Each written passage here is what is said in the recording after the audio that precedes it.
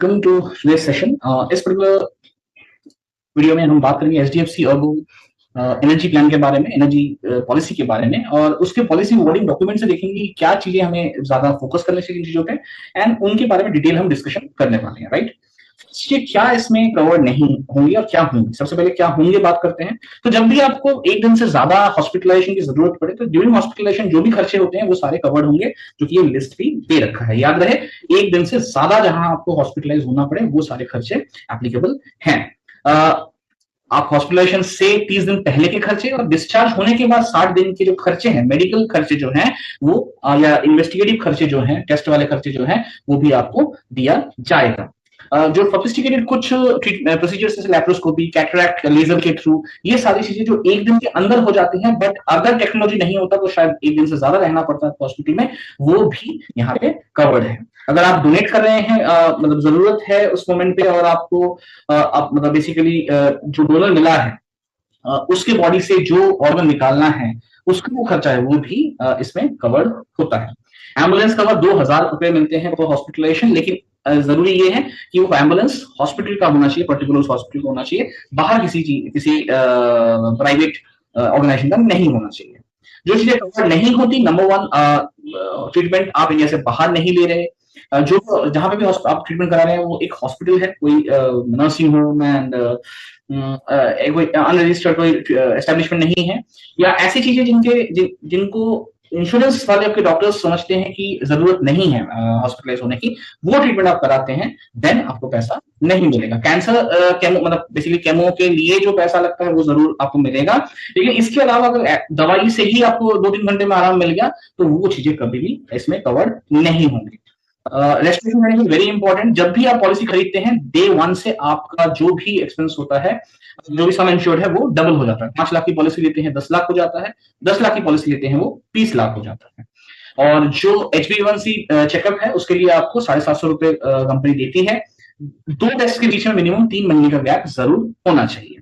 Next है, जब आप हाफ ईयरली और ईयरली कुछ टेस्ट हैं, जैसे HB मतलब डायबिटीज के टेस्ट, बीपी का टेस्ट, कोलेस्ट्रॉल के टेस्ट, इन टेस्ट में अगर आप देख रहे हैं, मतलब कंपनी देख रही है कि आप बेहतर कर रहे हैं, मतलब वो चीजें कंट्रोल में आ रही हैं, वो पर्टिकुलर पैरामीटर्स कंट्रोल में आ रहे हैं, तो आपको कुछ पॉइंट्स मिलते हैं। ये देखिए, मैं दिखाता हूँ, ये सारे पॉइंट्स आपको मिलते हैं, 5, 1, ये सारे पॉइंट्स मिलते हैं। जब ये पॉइंट्स आप करते हैं तो आपको बेनिफिट मिलता है डिस्काउंट के रूप में। जब आप प्रीमियम रिन्यू पॉलिसी रिन्यू करते हैं, जो प्रीमियम पे करते हैं उसमें आपको डिस्काउंट मिलता है। जैसे अगर 29 32 पॉइंट्स आपने एक्यूमुलेट किए तो 25% का डिस्काउंट मिलेगा। अगर 25 से 28 पॉइंट्स आपने एक्यूमुलेट किए तो 20% का डिस्काउंट मिलेगा। एंड लाइक वाइज मैं आपको दिखा देता हूँ, ये देखिए, बाकी भी डिस्काउंट दिए हुए हैं according to the points you have accumulated. Right, एक और चीज, 10% का आपको बोनस मिलता है हर क्लेम फ्री ईयर के लिए।